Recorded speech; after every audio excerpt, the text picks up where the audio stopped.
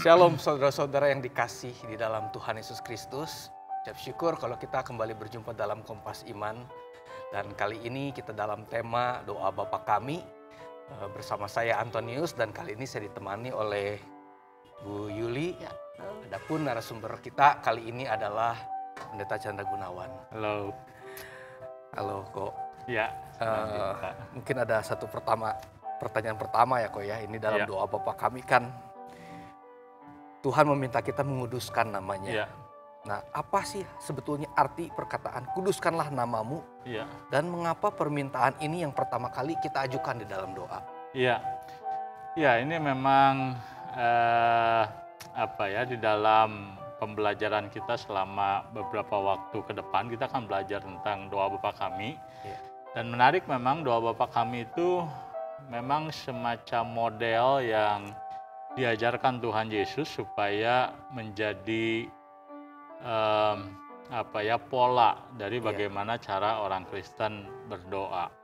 Nah, tadi ada dua pertanyaan. Pertanyaan pertama adalah tentang apa arti kata dikuduskanlah namamu, itu sebuah permintaan. Nah, yang kedua adalah mengapa permintaan ini yang kita naikkan pertama. Ya. Nah, barangkali kita akan lebih mudah kalau kita mulai dari pertanyaan kedua, begitu ya. Kenapa? Karena kalau kita amati kehidupan kita secara umum, naturalnya waktu kita berdoa, biasanya kita cenderung mulai dengan segala sesuatu yang terkait pergumulan kita ya. Iya. Begitu. Kalau kita berdoa, misalnya kita sedang sakit gigi gitu ya. Nah, tentu kita nggak banyak muter-muter berdoa langsung Tuhan lagi sakit gigi tolong kalau bisa disembuhkan kan begitu ya. Betul. Nah, jadi itu natural sekali bahwa di dalam kehidupan kita waktu kita berdoa, maka hal pertama yang kita naikkan adalah hal yang paling kita gumulkan gitu ya. Nah, hanya waktu Tuhan Yesus mengajar kita berdoa, ini menarik karena yang dia ajarkan pertama-tama adalah kita bukan datang dengan kebutuhan kita, need kita, tetapi kita datang dengan sebuah permintaan terkait dengan Tuhan, supaya nama Tuhan dikuduskan. Nah, apa artinya ini? Nah, ini artinya bahwa bukan berarti kepentingan kita, pergumulan kita, dan juga tantangan-tantangan hidup kita itu nggak penting, harus dinomorduakan, bukan saya rasa. Tetapi yang Tuhan mau ajarkan adalah bagaimana di dalam kehidupan orang-orang Kristen, apa yang menjadi pergumulan ataupun kerinduan Tuhan, itu harus menjadi kerinduan kita juga. Nah, di situ, sehingga permintaan kita, apa yang Tuhan harapkan menjadi harapan kita, apa yang Tuhan inginkan menjadi keinginan kita. Dan itu yang sebenarnya mau diajarkan, bahwa waktu kita berdoa adalah salah kalau semata-mata doa itu merupakan ekspresi dari keinginan kita untuk lepas dari pergumulan kita. Gitu ya. Kalau semata-mata itu salah, kalau semata-mata tentang hal itu. Nah, tetapi ketika kita belajar dari doa Bapa kami, yang diajarkan adalah bahwa ternyata apa yang menjadi keinginan Tuhan, apa yang menjadi harapan Tuhan, nah itu harus menjadi harapan kita, pergumulan kita, dan itu yang membuat kita membawa itu dalam doa. Nah, itu sebenarnya kenapa itu pokok itu menjadi pokok pertama dalam doa kita, supaya kita belajar untuk melihat doa bukan sebagai sarana untuk diri kita, tetapi sarana bagaimana kita menjadikan apa yang Tuhan inginkan menjadi pergumulan kita. Nah, lalu pertanyaan kedua tadi, apa artinya dikuduskanlah namamu? Nah, ini penting karena dalam Alkitab istilah nama Tuhan itu selalu menunjuk kepada pribadi Tuhan. Nah, tentu yang dimaksudkan dengan dikuduskanlah namamu bukan sekedar kita tiap minggu nyanyi kudus gitu ya. Setiap hari kita minta kudus. Bukan itu yang Alkitab mau katakan. Nah, karena arti dari istilah kudus di dalam Alkitab itu berarti dikhususkan, dipisahkan. Nah, sedangkan nama Tuhan itu memiliki arti secara sederhana pribadi Tuhan. Nah, jadi permintaan dikuduskanlah namamu itu sebenarnya sama dengan kalau dalam katekismus Heidelberg itu diajarkan sama dengan permohonan supaya Tuhan kami minta begitu ya, karuniakanlah kepada kami pengenalan akan Tuhan. Nah, maksudnya apa? Apa hubungannya permintaan dikuduskanlah namamu dengan pengen kenal Tuhan lebih dalam gitu ya. Nah, tadi saya mengatakan bahwa nama Tuhan adalah pribadi Tuhan. Nah, waktu kita berdoa dikuduskanlah namamu, dikuduskanlah Tuhan, artinya kita punya harapan Tuhan itu memiliki tempat yang khusus dalam kehidupan kita. Tuhan itu, kita berharap supaya Tuhan itu hadir dalam kehidupan kita spesial gitu ya. Ada perjumpaan secara spesial. Nah, tujuannya apa? Ya tujuannya supaya waktu kita mengkhususkan waktu bersama dengan Tuhan, misalnya kita bisa mengenal Tuhan. Kan itu tujuan daripada misalnya kita dalam keluarga ingin ada waktu spesial supaya nggak ada gangguan dari orang lain, kita bisa ngobrol dengan keluarga kita gitu.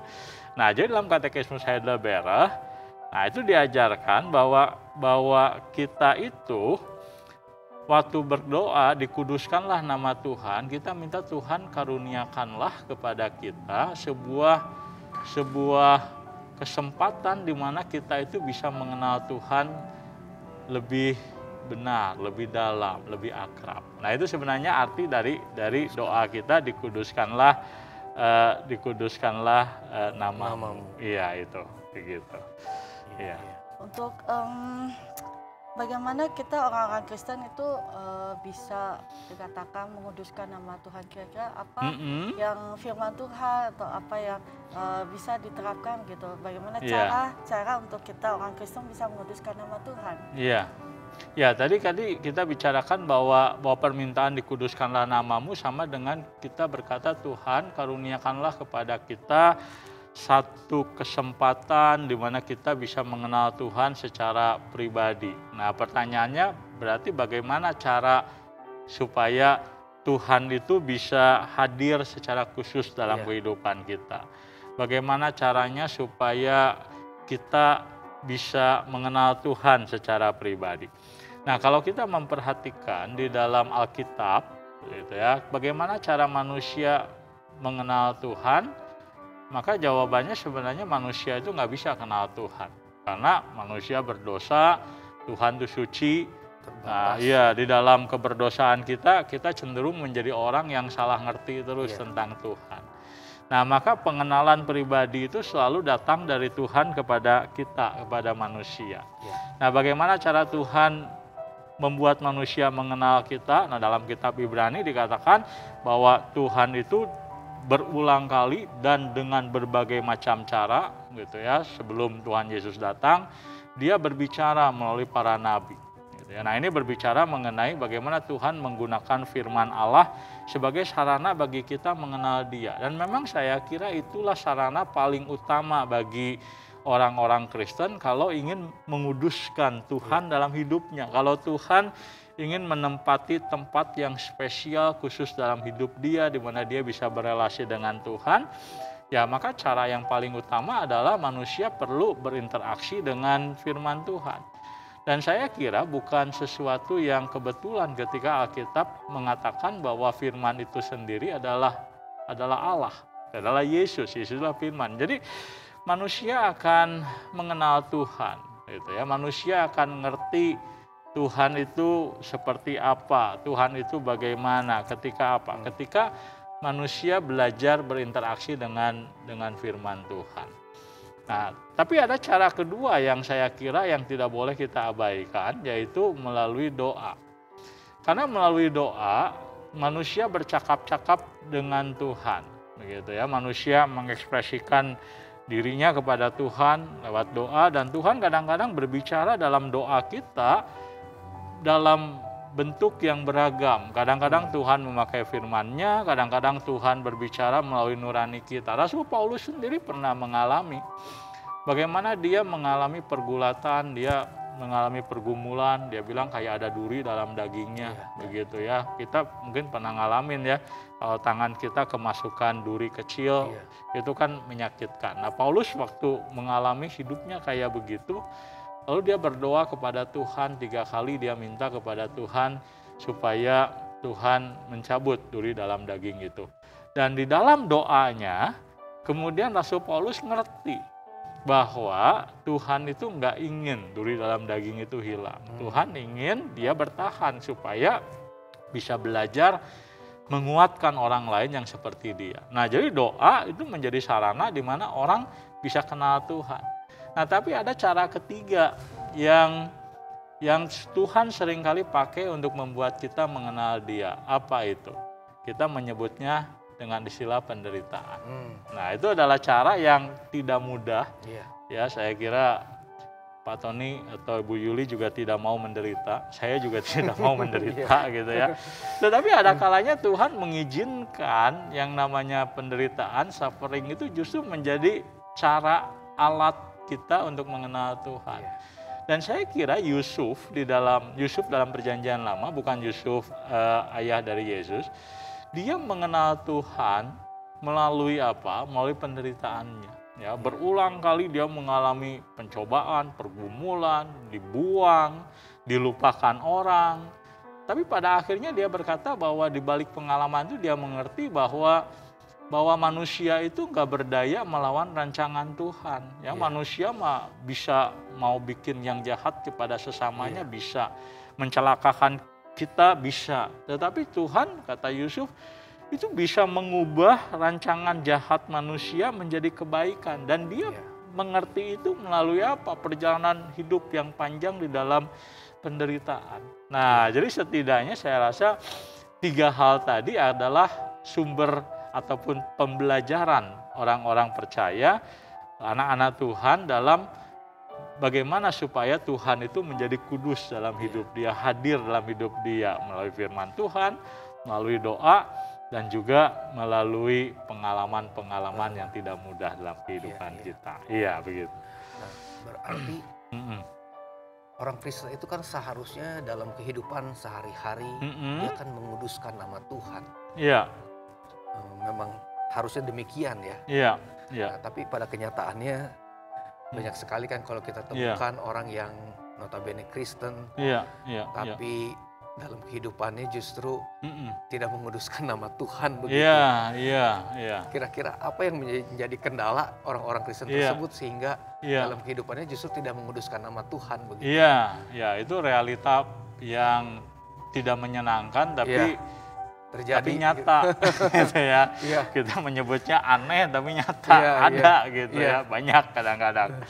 Nah, ini menarik karena ini ada jadi dalam katekismus Heidelberg dia kan membahas mengenai apa sih artinya waktu kita berdoa dikuduskanlah nama Tuhan. Nah, jadi ada 2 jawaban katekismus Heidelberg. Pertama, kita meminta supaya kita itu dikaruniakan pengenalan akan Tuhan. Nah, yang kedua, dalam permintaan dikuduskanlah nama Tuhan dalam katekismus Heidelberg itu memuat sebuah permintaan bahwa kita itu ingin supaya Tuhan itu memampukan kita, supaya kita itu mampu mengarahkan seluruh hidup kita, yaitu pemikiran kita, perkataan, tindakan kita sedemikian rupa sehingga nama Tuhan jangan dihujat, gitu ya. Nah, jadi waktu kita berdoa Tuhan dikuduskanlah namamu, permintaan ini bukan sekedar minta saya ingin kenal Tuhan, tapi kita juga minta supaya seluruh kehidupan kita ini, begitu ya, baik pikiran, baik perkataan, baik tindakan, jangan sampai membuat nama Tuhan dihujat,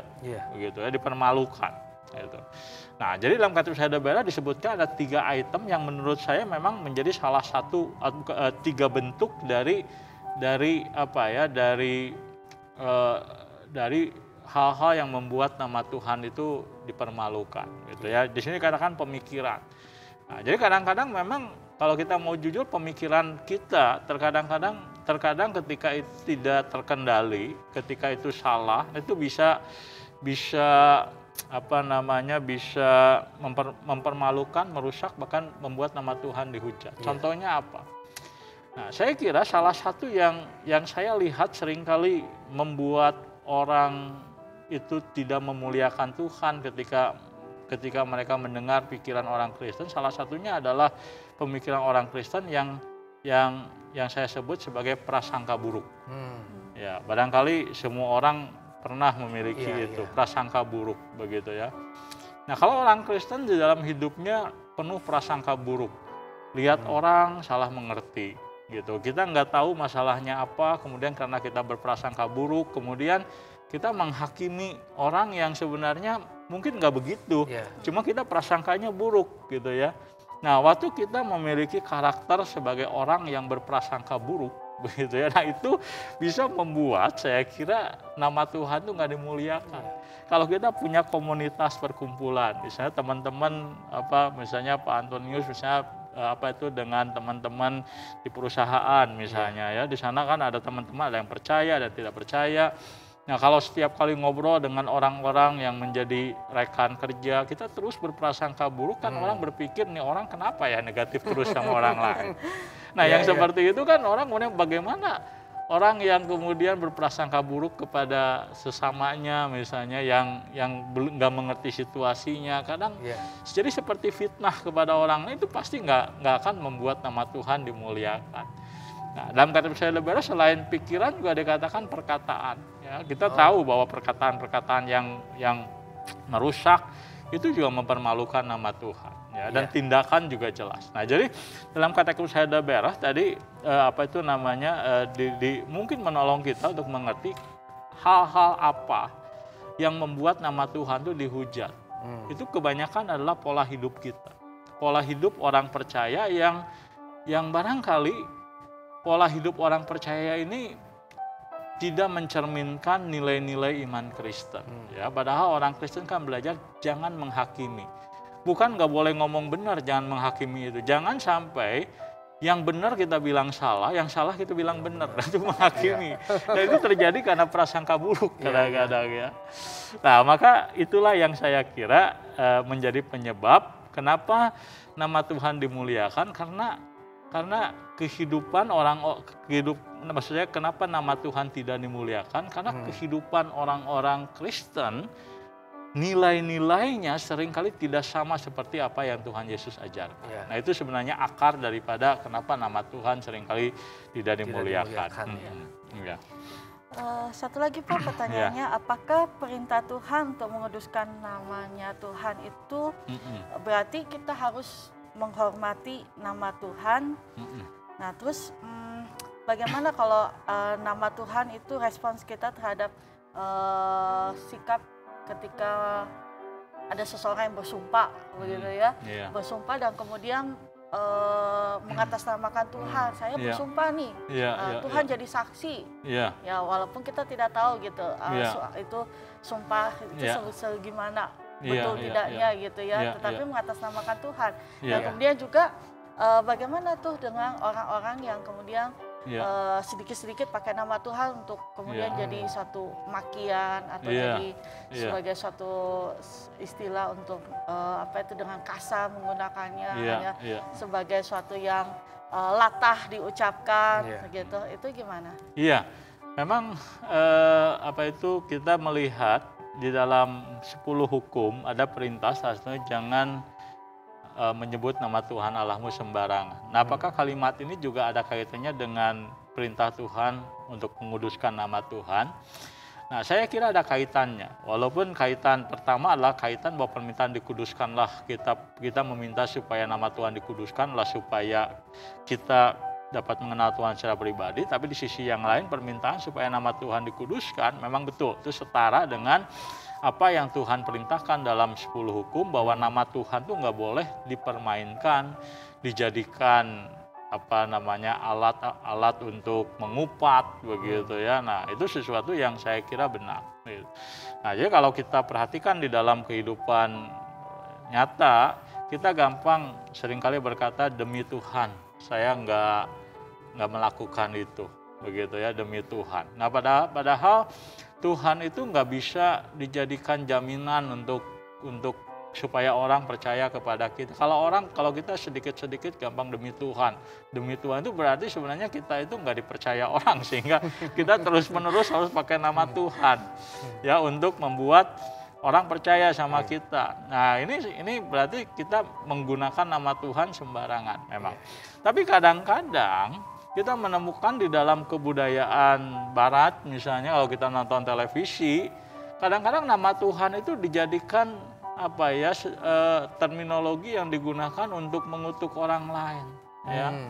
Gitu. Misalnya di dalam kalau film-film misalnya ada yang mengutuk waktu dia marah, dia katakan God damn misalnya, terkutuklah Tuhan begitu.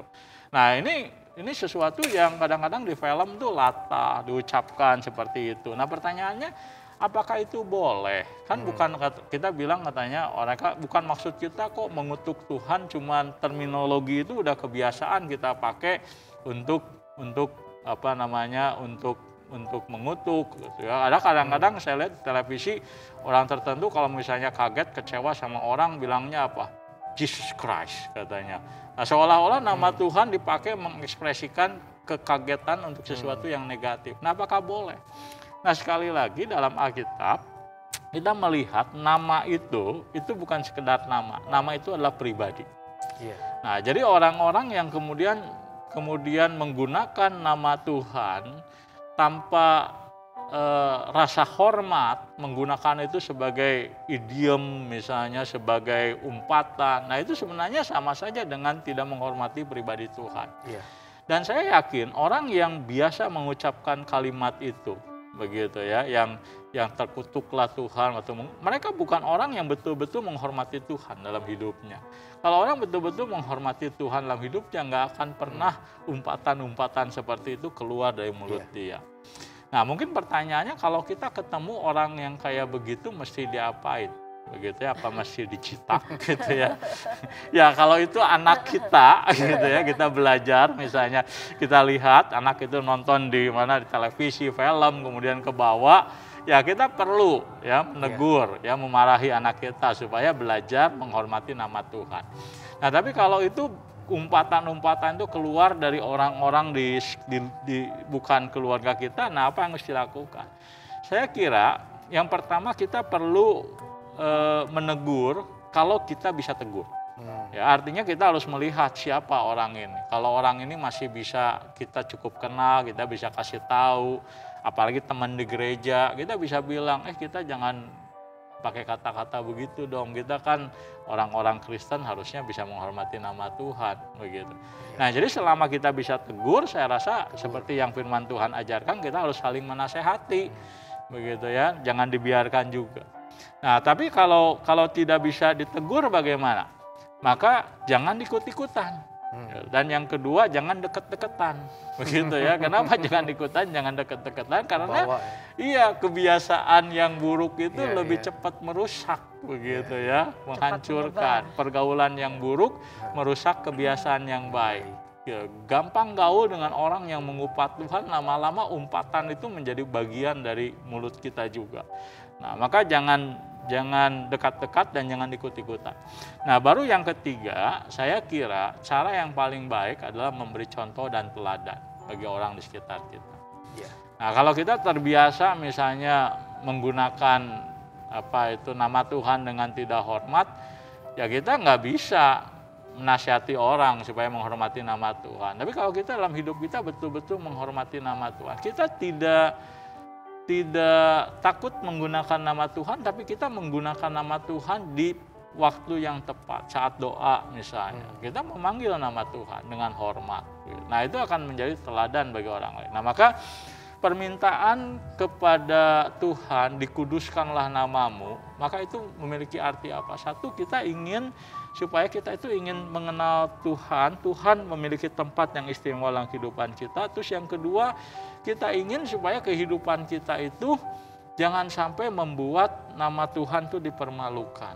Gitu ya, bagaimana caranya? Ya tentu kehidupan kita harus sesuai dengan nilai-nilai iman kita, khususnya perkataan kita. Jangan sampai perkataan kita berisikan umpatan-umpatan yang justru begitu ya menggunakan nama Tuhan untuk mengupat orang lain gitu ya. Nah, itu sesuatu yang saya kira kita patut hindarkan.